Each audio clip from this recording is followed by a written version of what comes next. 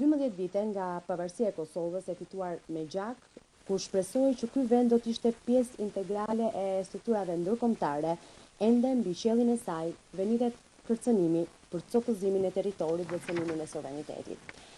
Të nderuar pjesëmarrës, i nderuar President Sediu, i nderuar zoti Berisha, i nderuar zoti Grosruk dhe të gjithë të ftuar dhe pjesëmarrës në këtë aktivitet, ju përshëndes të gjithëve dhe ju uroj mirëseardhjen në këtë event të promovimit të librit me titull Kosova e rrezikuar nga Serbia e Madhe, e profesorit Ndërbytyçit. Kjo monografi vjen në përgjigje të situatës së krijuar pas hedhjes së tezës për korrigjimin e kufive. Vepra vjen e botuar në 2 gjuhë paralelisht, në shqip dhe në anglisht, nga Instituti i Studimeve të Europës Juglindore. Ajo është një përmbledhje e fakteve dhe ngjarjeve historike për Kosovën, por që trajton me një tekst të veçantë çështjen e tërësisë territoriale. Kjo monografi është një studim i mirëfillt ku jepen fakte, argumente, përmes të cilave autori mbështet tezën se ndryshimi i kufive në Ballkan është një precedent i rrezikshëm. Sipas autorit, teza për ndryshimin e kufive shkon në dobi të krijimit të Serbisë së Madhe. Njërisi në botimet shqiptare është fakti se libri vjen i botuar paralelisht në 2 gjuhë.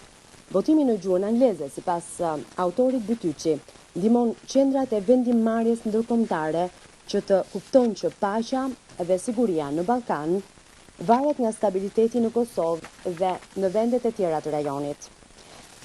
Promovimi i këtij libri kujtojmë vjen vetëm pak ditë nga përvjetori i masakrës së Rrezikut, për kujtimin e masakrës së Rrezikut dhe në 14 vjetorin e ndarjes nga jeta të presidentit Ibrahim Rugova, që udhëheqi vendin në rrugën drejt pavarësisë. Në këtë promovim ka një panel të nderuar të ftuarish që kanë dhënë kontributin e tyre në çështjen e Kosovës. Kam nderin dhe kënaqësinë që t'ia jap fjalën ish presidentit dhe ish kryeministrit të Shqipërisë, profesor doktor Sali Berisha. Zoti Berisha.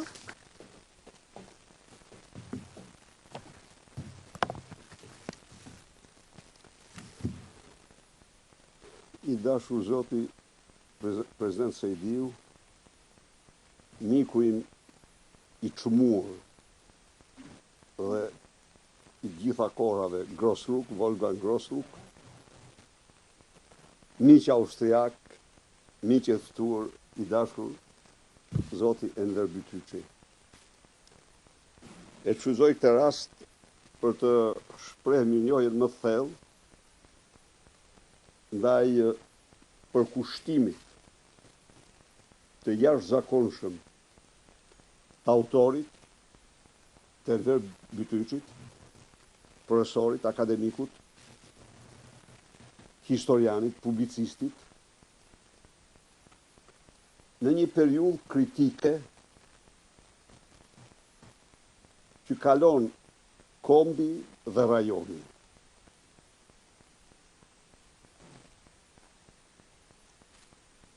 Një konstante ka ndjekur si hije e zezë Ballkanin nga fillimi i shekullit, konstante e bazuar në projektin e famshëm Načertania, skica e përkthyer ndryshe, që është dhe harta e Serbisë së Madhe. Ky projekt ka qenë platforma e luftrave ballkanike, në të cilin mjerisht edhe fuqi europiane besonin se çlirimtarët serb po shpëtonin Ballkanin nga hordhit osmane, në të vërtetë ata po spastronin Ballkanin nga kombi më i vjetër i këtij rajoni dhe po krijonin Shqipërinë e Madhe.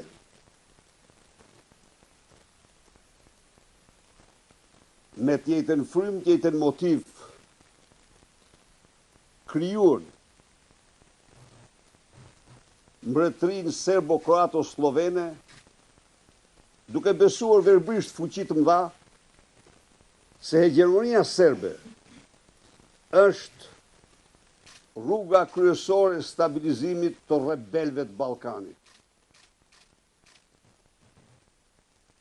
Mbretëria shkoi drejt një degradimi progresiv dhe kapitulloi siç dihet në luftën e dytë botërore, u shue. Por nëse mbretëria u shue, projekti i Serbisë Madhe nuk u shue. Në një akt jashtëzakonisht të qelluar për interes të saj, serbët themeluan në Tiranë repartin e tyre, Partinë e Punës së Shqipërisë. Morën drejtimin e saj,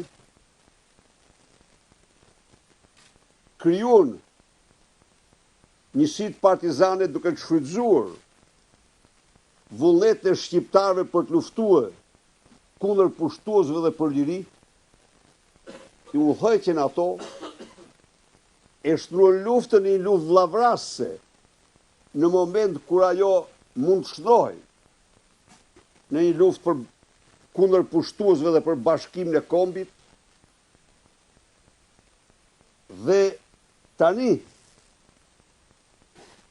që në këtë moment, platformës Serbisë Madhe i bashkëngjitet një platformë e dytë, ajo e tradhtisë kombëtare të shqiptarëve.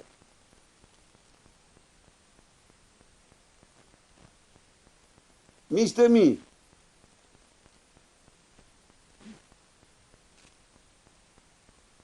që nga viti 1941, Serbia e Madhe ka patur aleat besnik faren që mbolli në një lagje të Tiranës me 8 nëntor të atij viti.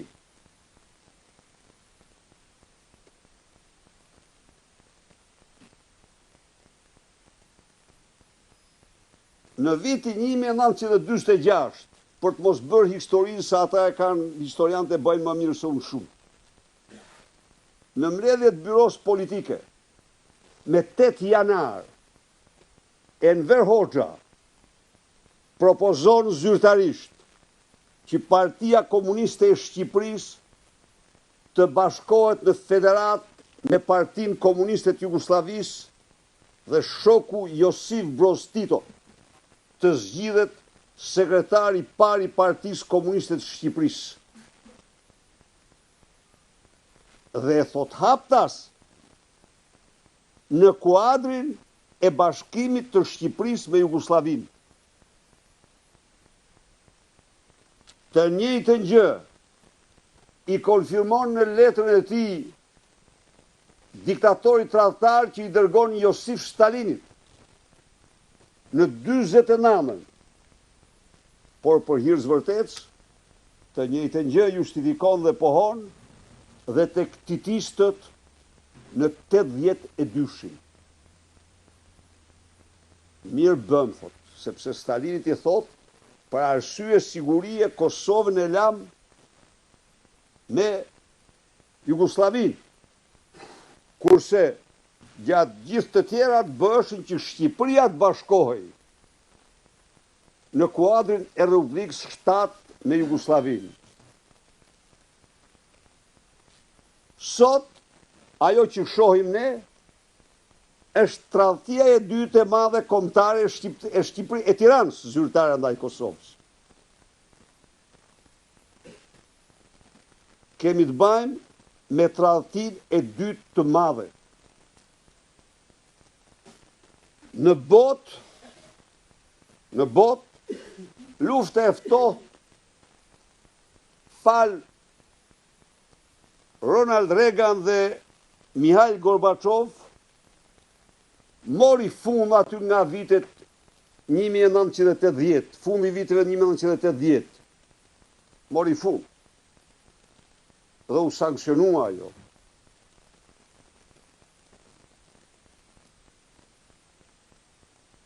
Sot në botë ka vetëm një luftë të ftohtë. Luftë e ftohtë që një kryetradhtar tjetër, një Jorgo Zograf i dytë, por që ka emrin Edvin, i ka shpallur udhëheqjes shqiptare të Prishtinës, jo udhëheqjes argate të Prishtinës. I ka shpallur kryeministrit të saj për fajin e vetëm se ai po mbron me një vendosmëri epike çdo të drejtë që ne si shqiptar kemi në Kosovë, çdo interes kombëtar që ne si shqiptar kemi në Kosovë. Enver Bytyçi është akademiku dhe profesori i cili ka mbrojtur me një vendosmëri, stoicizëm të jashtëzakonshëm interesin kombëtar, ka denoncuar me guxim të madh një nga një çdo hap dhe çdo akt të tradhtisë kombëtare të Edvin Kristaq Zografit, të Hashim Miladin Shqipfolsit dhe natyrisht serbomallit padronit tyre Aleksandar Vučić. Gjithçka luhet në kurriz të shqiptarëve, por dhe në kurriz të gjeostrategjisë së rajonit, i cili duhet sipas këtij grupi të bëhet të jetë patjetër i orientuar nga Rusia. Sot Shqipëria është antare e NATO-s, Malizia është antare i NATO-s, Kroacia është antare e NATO-s, dhe kjo është garanci absolute për rajonin. Por, një gjë duhet kemi parasysh, se kur do një rust nuk do të heqin nga sirtarët, dhe direkt si fuqi e madhe, janë fuqia më e interesuar se çdo vend, se çdo fuqi tjetër e madhe për Ballkanin, për Durrësin, për Adriatikun. Dashuria e tyre për Serbinë është dashuri për Adriatikun. Se përndryshe pastaj le të lexojnë përshkrimet që u bën Dostojevski dhe ajo është tjetër problem. Ndaj dhe mendoj se Enver Bytyçi me shkrimet, me librin, një monument i vërtet, i të vërtetave të mëdha, por dhe tragjike, që po zhvillohen para syve të shqiptarëve këto 2 vitet e fundit. Së fundi do të them 2 fjalë. Si mund të quhej ndryshe ky libër? Ky libër mund të quhej ndryshe Habia shqiptare. Për të mos thënë faqja e zezë shqiptare. Po pse e them kështu unë? S'kam si të mos e them unë, kur një akademik i shquar amerikan shtron pyetjen, mirë ky Edi Ram që shkelmon interesat e Kosovës, po shqiptarët si e tolerojnë këte. Në një fjalë mirë ky që tradhton interesin kombëtar, po shqiptarët si e suportojnë, si e durojnë. Një grup banditësh, horash, apatridësh, mblidhen për të diskutuar hartat e lara me gjak të Kosovës.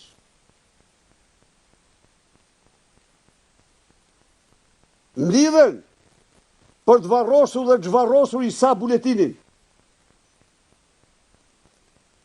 Se si do t'ja bëjmë tani ati fshatit buletin? T'ja marrim eshtrat Isas, se do i kaloj Serbis.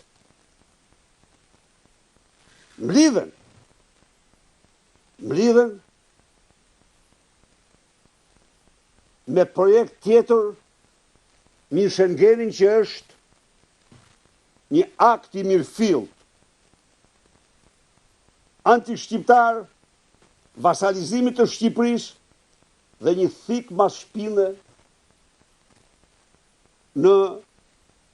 për Kosovën. Ku ndodhin këto? Nuk ndodhin në shpellat e mafjes këto, po këto ndodhin në shtëpin e Miladinit Shqipforës që sot mban postin e kreut të shtetit Kosovës. A i mbledh aty për të diskutuar me harta, me territore, sikur t'i ketë arat e Brojës, apo trojet e Surrelit, sikur t'jen toka e Kosovës. Ndaj dhe habia është shqiptare miqtë e mi, por kjo është një nga habit që po ta divulgojnë, do të thosha një nga faqet e zezë më të mëdha të historisë tonë. Duke mbyllë këtë fjalë, unë i shpreh mirënjohjen më të thellë akademikut Enver Bytyçi për qëndresen kombativitetin e tij të jashtëzakonshëm për të vërtetat e mëdha të shqiptarëve, të rajonit, sepse të gjitha këto janë absolutisht një kërcënim i vërtet i paqes dhe stabilitetit në rajon. Serbia e Madhe ka qenë gjithnjë luftë dhe vetëm luftë. Serb s'kan fituar, s'fitojnë kur lufta, por janë të vetmit për t'i provokuar ato. Ndaj dhe edhe njëherë të falenderoj me shumë mirënjohje, shumë respekt. Unë ftoj për të mbajtur fjalën e tij të radhës.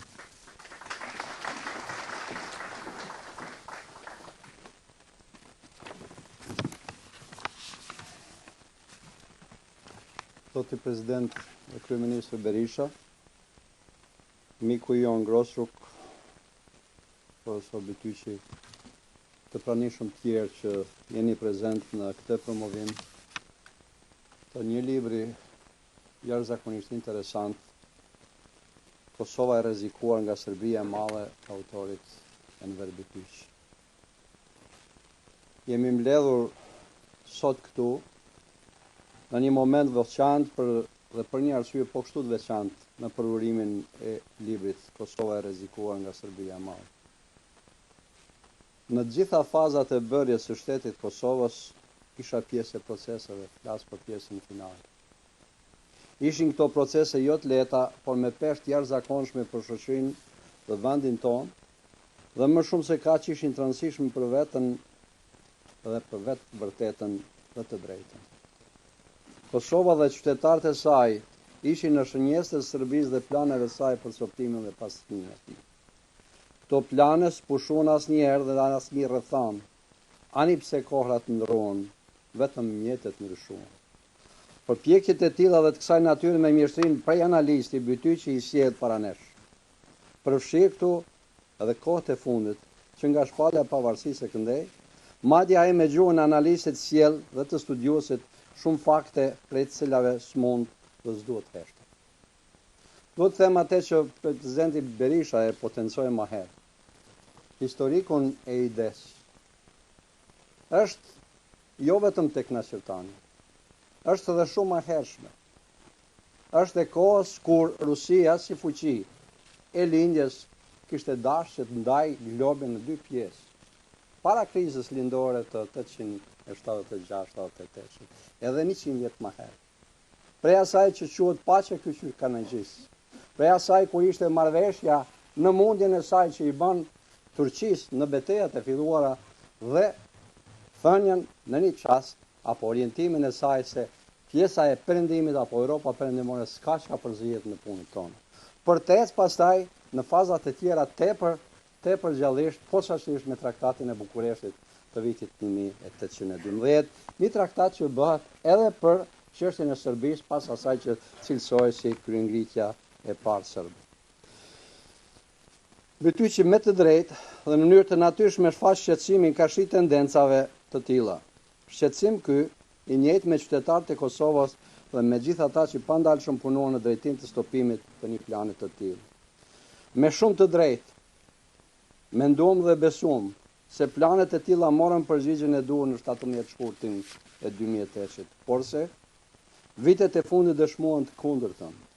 Të gjithë ne jemi dëshmitar se Kosova ballafaquas fundi me rrezikun e drejt për drejt të cenimit të integritetit të saj territorial. Kjo ide, ky projekt, po vjen në një moment rrezikshëm për vendin tonë dhe me metoda krejtësisht të tjera në raport me ato të dikushmet të cilat pretendonin ta bënin këtë përmes patrimeve etnike, gjenocidi të ushtruar që në luftën e fundit po kështu të 98-99. Pas gjithë asaj rezistence, paqësore për gati një dekadë dhe pas gjithë asaj që përjetuan qytetarët e vendit, masakrave, vrasjeve dhe dëbimeve që ndodhen, të gjitha këto për lirinë, pavarësinë dhe për të ruajtur integritetin dhe territorialitetin e vendit tonë, tërsinë e tij territoriale, arritëm deri te akti më sublim, ai i shpalljes pavarësisë Republikës Kosovës. Brezat të tërë sakrifikuan veten dhe gjithë çfarë patën për trinomin e madh, liri, pavarësi dhe demokraci. Miq të shumt, anë kanë botës, na ndihmuan drejt realizimit të këtij qëllimi, i cili sa ishte domosdoshmëri, ishte po ashtu edhe pashmangshmëri. Shpallja e pavarësisë Republikës Kosovës hodhi poshtë të gjitha parashikimet dashakësia, që parashikonin se Kosova e pavarur do të jetë rrezik për rajonin. Por ndodhi e kundërta. Ndodhi ajo që ne e theksonin për herë. Pavarësia e Kosovës shtoi dhe më shumë paqen dhe stabilitetin, jo vetëm në vend, por edhe në rajon. Për gjatë periudhës sa kam udhëhequr negociatat që rezultuan me shpalljen e pavarësisë vendit, natyrisht se kam ndjerë përgjegjësinë e madhe morale, intelektuale dhe kombëtare. Ishin të rënda, të vështira, por fatmirësisht të suksesshme. Të drejtën tonë të pakontestueshme fuqizoi edhe vendimi i gjykatës ndërkombëtare drejtësisë. Kosova, si shtet i pavarur dhe sovran, filloi të njihej nga shumë vende dhe po kështu edhe të pranohej në shumë organizata ndërkombëtare. Serbia e pa këtë, si një betejë të humbur të saj si në Rambuje, ashtu dhe në bisedimet e Vjenës. Por kur një gjë e tillë u pa si e përfunduar dhe tashmë e përmbyllur me një rezultat para së gjithashtu të drejtë, dhe e bindur se nuk do të mund dalë proceset e zhvillimit Kosovës si shtet sovran, Serbia lëviz hipotezat e ri, duke ngjallur idetë e vjetra për ndarjen e territorit Kosovës. Përveç përpjekjeve të mëhershme për shkatërrimin e karakterit unitar të saj, nëpërmjet asociacionit të komunave me shumicë serbe, që do duhej detyrimisht të bëj sipas kutit të saj, pra duke i kapërcyer parimet dhe dispozitat themelore të Kushtetutës Kosovës, si edhe ato të projektit Atisari, ajo hodhi në sipërfaqe idenë e ndarjes Kosovës si karrem për pastrimin etnik midis serbe, pajtimin historik, më falni, midis serbe dhe shqiptarëve, flasën në fojë. Me një kamuflim tepër perfid, kjo ide e bluar dhe e përtypur, gjatë kohë, që nga Qosiqi dhe shumë të tjerë, para ato që i bisedohen më herët, u bë e kapshme dhe mbështetur edhe për presidentin e Kosovës dhe për habi, sikur filloi një garë se kush i pari e nxori nga mendja. Kjo qasje u mbështet edhe nga kryeministri i Shqipërisë, i cili kishte zhvilluar takime me presidentin e Serbisë. Andaj duhet dihet se hapja e kësaj teme dhe ecja në realizimin e saj drejt për drejt do ta shtynte Kosovën drejt shembjes së shtetësisë së saj, si dhe rrudhjes territoriale të saj për ta bërë kështu të gatshme për bashkim kombëtar me Shqipërinë, nën forca, dhe krejt kjo si zemërgjësi e Serbisë për pajtimin historik.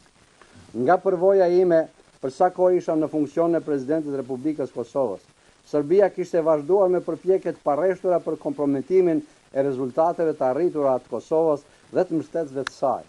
Dialogu fillimisht teknik dhe rrshitja e tij në dialog politik, ashtu siç kishte planifikuar Serbia, fatkeqësisht solli një situatë të re dhe të pasfiduar. Unë mund të përcjell me disa fjali dhe përvojën e drejt për drejt të periudhës së negociatave dhe të asaj që kemi përjetuar në fazën e passhpalljes pavarësisë së vendit.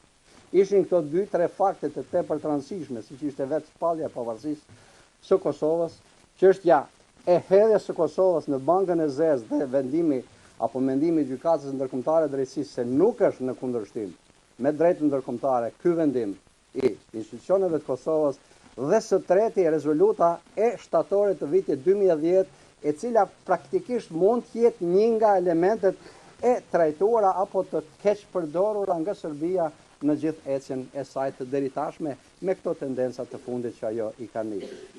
Si u kuptua dialogu nga ne dhe si u kuptua nga Serbia dhe si interpretohet kjo ecje deri tashme me gjithë problemet në natyrën e kësaj teme apo të rrezikimeve që kanë dalë ndërkohë. Ju them të drejtën, kam pas rezervën e drejt për drejt prej fillimit. Jo se nuk ka nevojë të dialogut midis Kosovës dhe Serbisë. Jo se nuk ka nevojë të relaksit marrëdhënieve midis dy vendeve sovrane. Jo se nuk ka nevojë që të bisedohet për temat të qarkullimit të lirë të qytetarëve dhe lëvizjes së tyre, të bashkëpunimeve ekonomike, të bashkëpunimeve regionale. Jo se nuk ka nevojë që të luftohet krimi i organizuar rajonal në bashkëpunim bilateral me secilin vend veç e veç.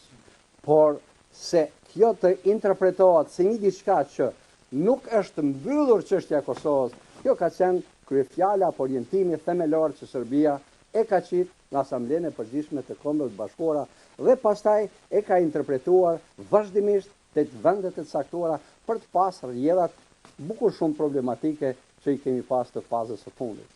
E para, sepse shumë vende nga bota e tretë janë nalë dhe mendojnë se nuk qenë ka ende koha dhe rezultatet e atij procesit mëhershëm nuk janë përfunduar. Se Kosova ka nevojë për një dialog dhe Serbia për një dialog për çështjet pambyllura dhe çështjet që nënkuptojnë çështjet statusi. Dhe ka kohë të presim derisa kjo të kapërcen dhe pastaj të shohim se si do të ndodhë. Të vendet e tjera, aleate të Republikës së Serbisë, siç është Federata Ruse, edhe ndonjë vend tjetër, pavarësisht se mund të kenë qenë ta zamë në pozitë nëtër, sikur ta zamë shembulli i Kinës apo ndonjë shembull tjetër, praktikisht janë parë si model i mosngutjes tyre, por paralelisht edhe i nxitjes për të pas procese retrograde, cilat do të dëmtonin Kosovën dhe posaçërisht në një fazë e cila nënkupton disa rrethana të papërfunduara në Kosovë. Çka është ajo e papërfunduar, flasin nga pjesa jonë, jo nga pjesa e statusit politik të Kosovës. Çështja e mbajtjes peng, e instruktimit vazhdueshëm, e mos agilitetit edhe të faktorit ndërkombëtar që veriu i Kosovës, një pjesë që është pjesë integrale e Kosovës, mos përfundoj me një veprim ma drejt për drejt integrues, por të shikohet si një tip i oazës që mund të jetë temë e vazhdueshme, duke i mbajtur sërt e veriut në iluzion të vazhdueshëm, duke mos e quajtur si çështje të mbyllur, praktikisht flas nga ana e Serbisë, propaganda që ajo e udhëheq, dhe si e tillë praktikisht mbetet pezull për të vazhduar në tema të tjera. Prandaj, në këtë aspekt sigurisht se ka pas edhe përballje të cilat praktikisht janë edhe sot dhe kësaj dite, në mënyrën se si duhet të interpretohet edhe ky dialog i cili ka qenë në mandatin e Kombeve të Bashkuara, por që nënkupton praktikisht pra një dy kuptimsi, pra biangubitet, sepse Serbia e interpreton në formën e vet, Kosova e interpreton në formën reale çfarë ka qenë dhe çfarë e interpretojnë edhe miqtë e saj. Në përballje të një gjendje të tillë, Kosova dhe qytetarët e saj natyrisht se janë ndier dhe ndihen edhe sot të shqetësuar, absolutisht. Kushtetuta shumë e qartë dhe decisive, askush nuk ka mandate të bisedojë për çështje që kanë të bëjnë me thyrjen e suverenitetit shtetënor dhe integritetit territorial të saj. Jo nuk kupton një atak drejt për drejt në normat dhe parimet themelore të Kushtetutës Kosovës, duke pasur parasysh se Serbisë nuk i intereson kjo dhe të tjerë duhet të kenë kujdesin maksimal. Absolutisht, tash jemi në një fazë të re, një fazë e cila vjen praktikisht me momentin pas zgjedhjeve të reja të shohim dhe mendoj se është përgjegjësi institucionale e gjithë atyre që do të marrin mandatin edhe nga qytetarët edhe në pjesën e realizimit të kenë kujdes në hapat e Madhe. Dorën zemër gjithë kjo situatë ka randuar për fasuesja e Bashkimit Evropian zonja Mogherini me qasjen që ka pas ndërmjetësues në bisedimet e Bruxellit. Duhet thënë lirë. E gjithë kjo megjithatë mori një përgjigje. Asnjë nga institucionet e tjera nuk e mbështeti këtë ide. Zhvillimet e fundit me ndërhyrjen e kancelarës Merkel dhe të presidentit Macron, si dhe qëndrimi i qartë i Shteteve të Bashkuara të Amerikës, sepse ka pas vazhdimisht interpretime se Shtetet e Bashkuara të Amerikës në një farë mënyrë e mbështesin idenë e ndarjes territoriale me atë fjalinë që është shpall nga një herë, nëse arrihet në një marrëveshje do ta shohim, nëse ka rezultat mirë për saj në rregull do të jetë e pajtueshme për ne, nëse s'ka do shkojmë për tej. Por qëndrimet e vonshme janë absolutisht qëndrime që janë në nivel konstante që Shtetet e Bashkuara të Amerikës kanë pas dhe kanë për integritetin territorial dhe sovranitetin e Kosovës. Prandaj me drejt mund të themi se edhe profesor Bytyqi në librin e tij Kosova e rrezikuar nga Serbia Madhe në mënyrë brillante ka shfaqur idetë e tij me argumente të fuqishme kundërshtuese. Ai ka bërë një përmbledhje të rëndësishme, e cila para së gjithave do të mbetet në kujtesë përhershme dhe si një intelektual edhe zë intelektual i kundërshtues i një projekti me rrezik kaq të madh nacional. Profesor Bytyqi nuk e ka të parën libër për kushtim për Kosovën, dhe çështjet shqiptare janë edhe një numër i madh i tyre për aq sa që ka konsideruar dhe konsideron me drejt se është nga temat e zjarrta dhe të nevojshme të tipit kontributi edhe i një studiuesi për fenomenet që i kem në përballje në kohët që jetojmë. Ju faleminderit.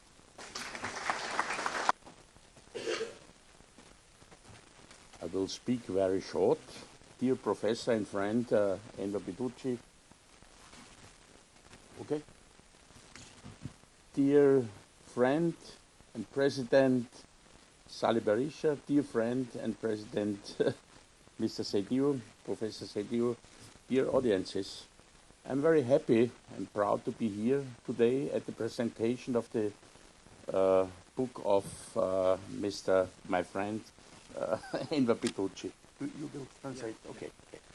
Nderuar President Berisha, nderuar President Seydiu, të nderuar miq të gjithë që jeni të pranishëm, jam i nderuar që jam këtu në promovimin e këtij libri mes miq.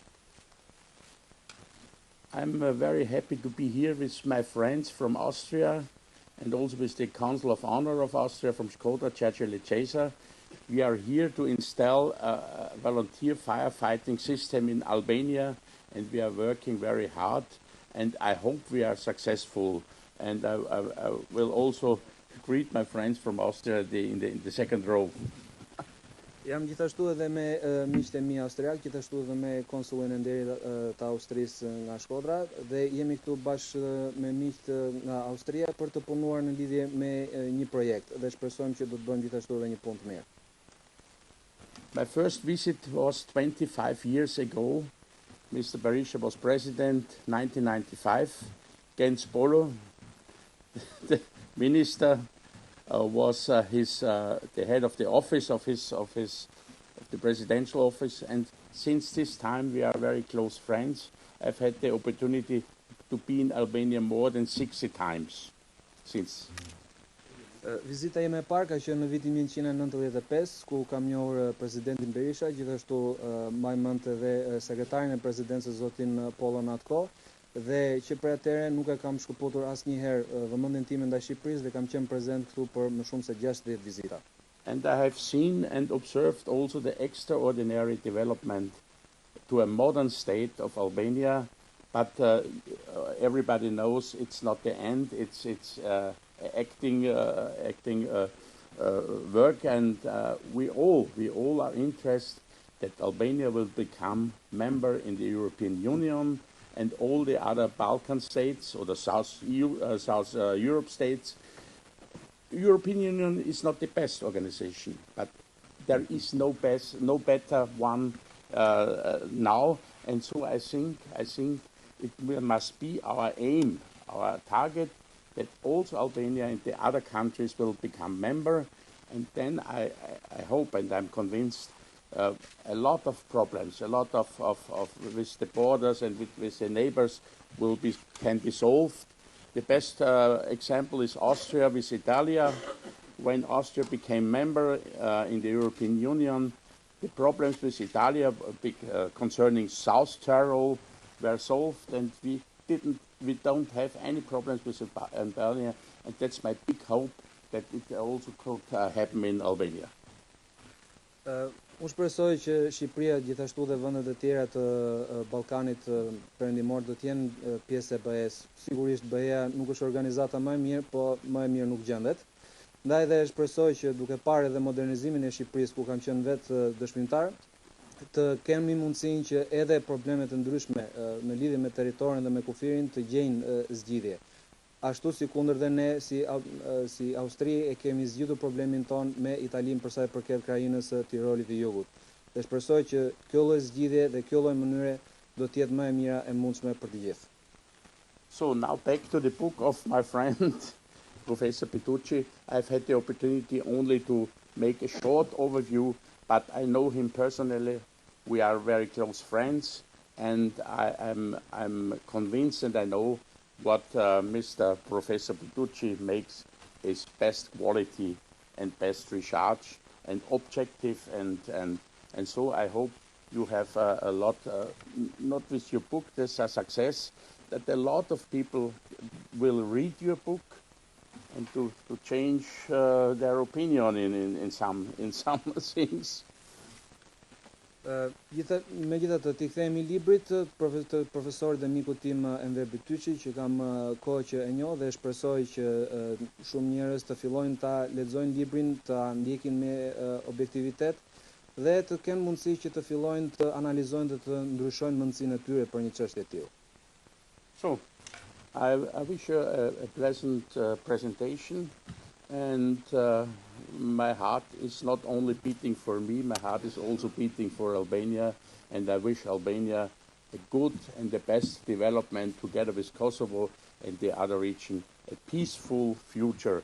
That's I think is what all we want, and that we can wish. And the book is a small part of this development, and once more, I hope a lot of people will read your book and you will be successful. Thank you very much for invitation.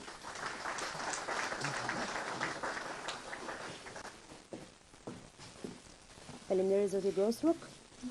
Tani është fjala për profesorin dhe akademikun Moris Kamberin, lektor në Departamentin e Shkencave Politike në Universitetin Aleksandër Mojsiu në Durrës, i cili gjithashtu ka bërë edhe recencën e librit. Zoti Kamberi?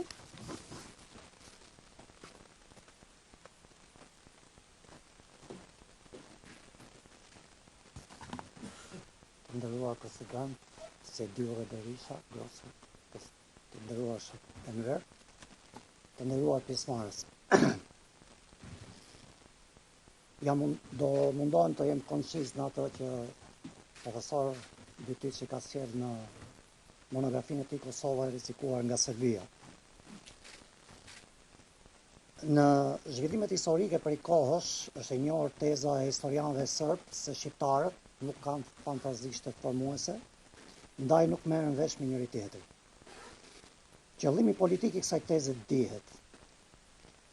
Me këtë, ato thonë se Shqipëria duhet të jetë nën qeverisjen e shteteve të tjera dhe mundësisht të shteteve fqinj, ose tërësisht, ose pjesë-pjesë.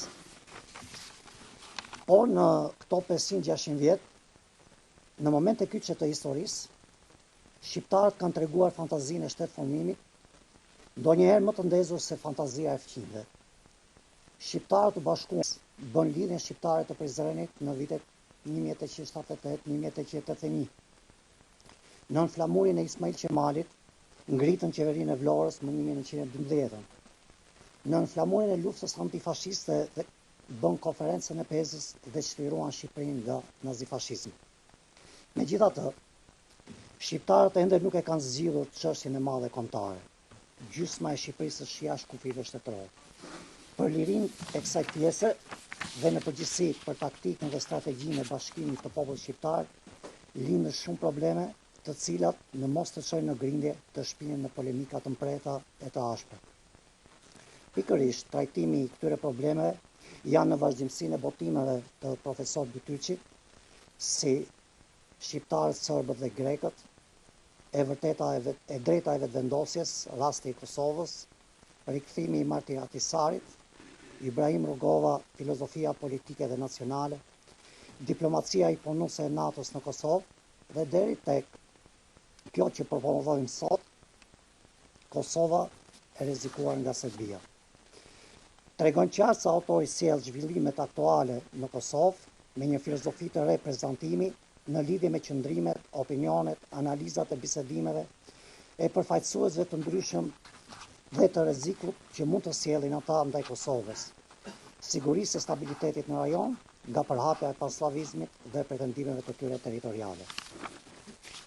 Marrëdhëniet midis dy vendeve të Ballkanit, Kosovës dhe Serbisë, përbën një interes të veçantë në fushën e studimeve politike historike, ndërkohë që marrëdhëniet ndërmjet tyre, më shumë se kur sot, vazhdojnë pafundësisht të acarohen nga diskutimet për zbatimin e projektit të ndryshimit të kufive të Kosovës.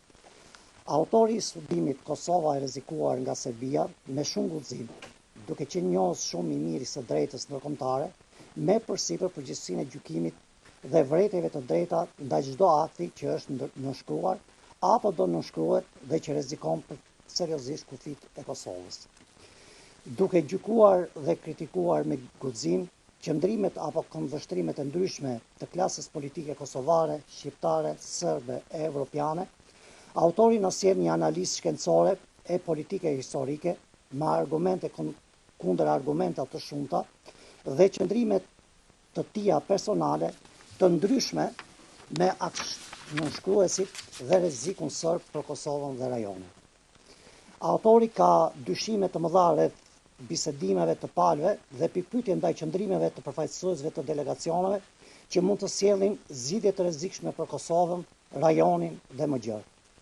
E kaluara e një populli në të gjitha këndvështrimet historike nuk mund të konsiderohet kurrë e shtëruar nga pikpamja e studiuesve. Përkundrazi, në kontekstin e sotëm social, kulturor, politike, historik, ajo po fiton një qasje të re, ngjyrime të reja, analiza e të cilave meriton të shtohet përpjekjeve të sotme për zgjidhjen e marrëdhënieve midis Serbisë dhe Kosovës. Monografia Kosova e rrezikuar nga Serbia është fryti një pune disa vjeçare kërkimore shkencore. Pa dashur të mohojmë rëndësinë e shumë artikujve shkencorë apo të literaturës së shkruar deri tani prej tij, një studim i tillë i plot lidhur me trajtimin Kosova e rrezikuar nga Serbia ishte i domosdoshëm. Autori në këtë punim paraqet dramën e popullsisë kosovare, si dhe qëndresën e kësaj popullsie ndaj përpjekjeve të qasjeve shoviniste dhe shtetit serb për të mosnjohjen e shtetit të Kosovës, kërcënimet e territoreve e më gjërë në ndritën e një gjykimi shkencor. Punimi është ndërtuar mbi bazën e një trekëndship tezë, antitezë, sintezë. Hipoteza e punimit është: a mund të përshkruhen, shpjegohen dhe parashikohen më së miri marrëdhëniet serbo-kosovare sot në këndvështrimin e teorisë realiste, liberale, konstruktive apo dhe evropiane. Punimi është organizuar në 4 kapituj në përputhje me 3 teoritë e marra në shqyrtim. Në këtë këndvështrim, monografia Kosova e rrezikuar nga Serbia sjell njërisi në fushën e studimeve ndërkombëtare që pa diskutim është fond shumë i rëndësishëm dhe tepër i nevojshëm për të gjithë ato diplomat, politikan e drejtues të lartë shtetësh që do të marrin pjesë në bisedimet për zgjidhjen e problemeve Kosovë-Serbi. Në kapitullin e parë, me titull Kronika e përpjekjeve serbe dhe roli Hashim Thaçit dhe Edi Ramës për ndarjen e Kosovës, autori përshkruan në mënyrë kronologjike të gjitha përpjekjet serbe për ndarjen e Kosovës, planin Ahtisaari, kushtetuta dhe kompromiset e Kosovës në dialogun me Beogradin, qëndrimet e kryeministit të Shqipërisë Edi Rama, presidentit Thaçi, kryeministit të Kosovës Ramush Haradinaj për ndarjen e Kosovës apo shkëmbimin e territoreve, si dhe dështimin e përpjekjeve për ndarjen e Kosovës nga provokimi me bashkimin e saj me Shqipërinë. Në kapitullin e dytë, të titulluar Ndarja e Kosovës, një projekt shkatërues, jepet një panoramë historiko-diplomatike e të gjitha përpjekjeve të bëra për ndarjen e Kosovës, që kishte filluar më 1999 në Mitrovic. Autori sjell argumente të shumta kundër opinionit të ndarjes së Kosovës. Në kapitullin e 3, treg i përbashkët rajonal jo një Jugosllavi e re, me vlerë shkencore janë ekspertizat që studiuesit u bëjnë pyetje, por dhe përgjigjeve se sa realiste dhe legjitime është krijimi i një Jugosllavie të re, përse zoti Rama shkon në Beograd, çfarë mendon zoti Thaçi për Jugosllavinë e re, kryeministri i pajtimit me Serbinë dhe i përçarjes së shqiptarëve të tjerë. Në të vërtetë, këtë term e kam përdorur për herë të parë para një viti, aso kohë ish kryeministër e sot presidenti i Serbisë, Aleksandar Vučić. I nderuar dhe respektuar zoti president dhe kryeministër profesor doktor Berisha, më lejoni t'ju falenderoj për fjalët e ngrohta që thatë këtu. Më lejoni t'ju falenderoj gjithashtu për mbështetjen e vazhdueshme që kam gjetur tek ju gjatë gjithë punës time studimore dhe publicistike. Faleminderit. I nderuar president Sediu, profesor Sediu, ndihma dhe përkushtimi juaj ka qenë i jashtëzakonshëm për gjitha proceset të Kosovës. Por angazhimin tuaj e kam ndjerë si një ndihmë dhe një përgjegjësi edhe mbi shpatullat e mia, për shkak se si ju dhe si zoti Berisha keni qenë gjithmonë artikulues të qartë të një mendimi të prerë dhe të sigurt që çon në realizimin e interesave të shqiptarëve në rajon. I nderuar miku im Wolfgang Grossok, faleminderit për fjalët e ngrohta, faleminderit për miqësinë që kemi bashkë, faleminderit për mbështetjen që keni dhënë vazhdimisht. Dhe sigurisht që jemi krenar që kemi miq kaq të mirë, kaq të ngushtë, nga një vend mik tradicional i Shqipërisë dhe i shqiptarëve nga Austria. Faleminderit dhe miqve tjerë që janë këtu nga Austria. Zoti ju bekoft. Faleminderit profesor Mojsi Kamberi për recensën dhe për ato që thatë këtu. Faleminderit të gjithëve ju që jeni këtu prezent. Faleminderit për kthysit të talentuar, Ugzen Elbuçpapa. Faleminderit atyre që konsiderohen partner të mrekullueshëm të Institutit Studimeve të Evropës Juglindore. Është këtu filantropi, biznesmeni që kontribon shumë për kulturën shqiptare, Flamur Lutfi Hoxha. Është një nga biznesmenet që mendon më shumë ndoshta për zhvillimin e këtij vendi se sa për zhvillimin e biznesit të tij. Por që ndjek një filozofi sipas cilës po mendove për zhvillimin dhe mirëqenien dhe lumturinë e tjerëve, atëherë me siguri që edhe do të realizosh lumturinë tënde. Faleminderit. Falenderoj të gjithë përfaqësuesit, ish deputet, akademik, profesor, diplomat. Falenderoj shumë studentët e mi që janë këtu.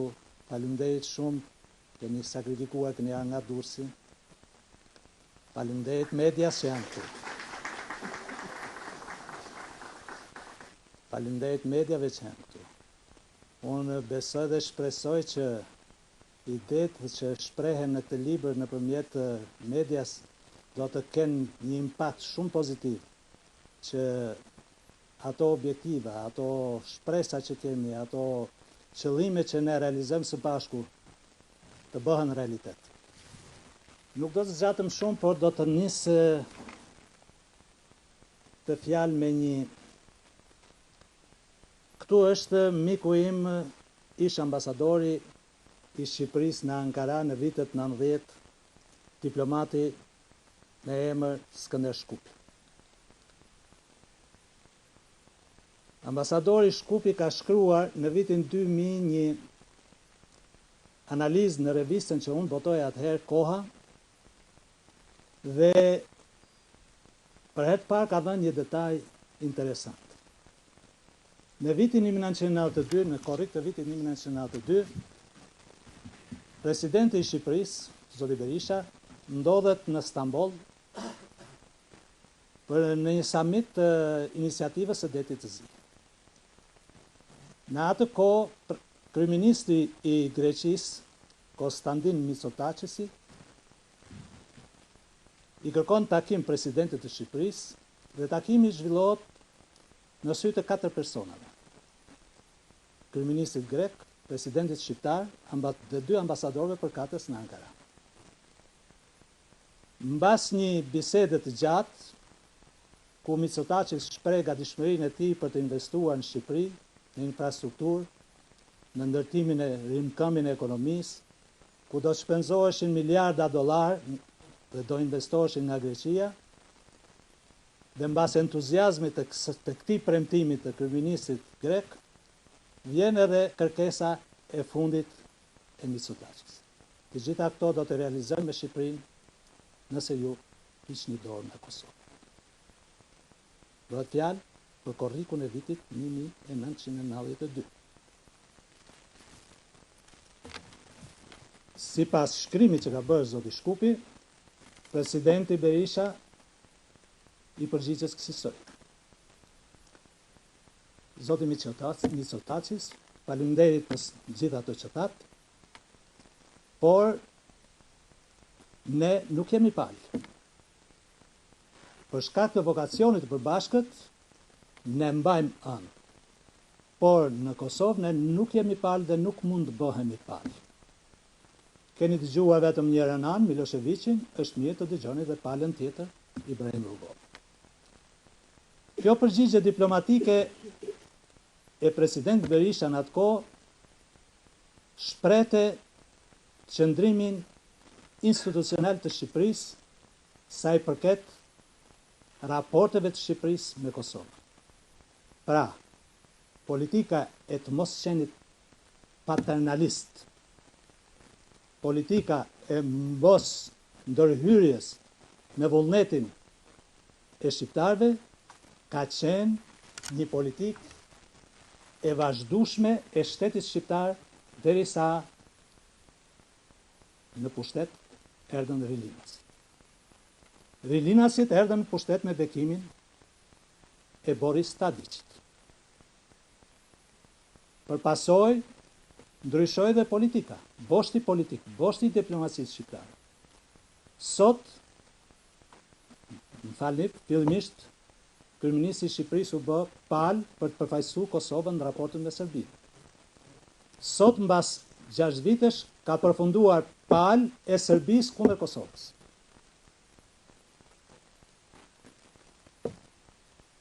Kjo trajektore e zhvillimit të diplomacisë dhe politikës shqiptare në raportet me Kosovën dhe për zgjidhjen e konfliktit shqiptar-serb është shkaku themelor e atë gjithë atyre zhvillimeve që ne kemi parë dhe kemi dëgjuar në këto vitet e fundit.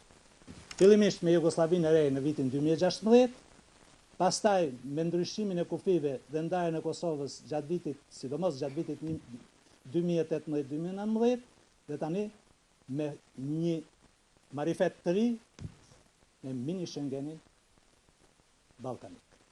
Të gjitha janë artifice serbe që realizojnë, që synojnë realizimin e Serbisë madhe, dominimin e Serbisë në rajon dhe dobësimin e faktorit shqiptar në rajonin tonë.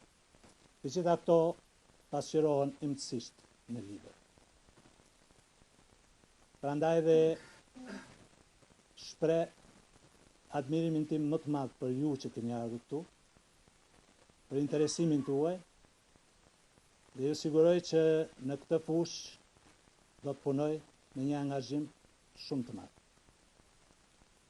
Është detyrë secilit prej nesh të bëjmë këtë gjë dhe jam i bindur që shumica ose nga ata që njohin në këtë sallë e bëjnë këtë punë, dhe jem krenar me gjithë miqtë e mi, jem krenar dhe me ata përfaqësues të familjes, nuk janë të gjithë që janë në këtë sallë.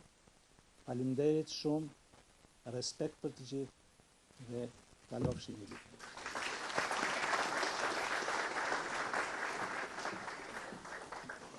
Profesor, ju falenderoj dhe ju uroj shumë suksese në veprimtarinë tuaj të mëtejshme. Falenderoj gjithë pjesëmarrësit, gjithë të pranishmit, të ftuarit dhe ju ftoj që të ndajmë disa momente bisede të këndshme jashtëkornizave zyrtare në ambientin tjetër. Falenderit gjithëve.